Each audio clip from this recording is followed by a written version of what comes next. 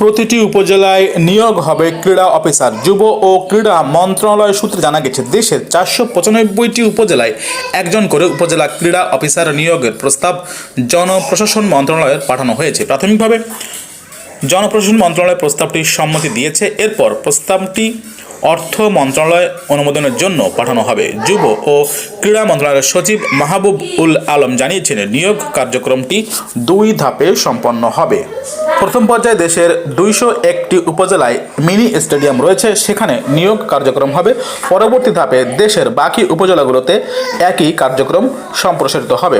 মন্ত্রণালয় সূত্রে জানা গেছে, দেশের প্রাথমিক ও মাধ্যমিক স্তরের শিক্ষা প্রতিষ্ঠানগুলোতে কয়েক হাজার ক্রীড়া শিক্ষক নিয়োগের মাধ্যমে খেলোয়াড়দের আর্থিক সুরক্ষা নিশ্চিত করার পরিকল্পনা করা হচ্ছে। ভিডিওটি ভালো লাগলে চ্যানেলটিকে সাবস্ক্রাইব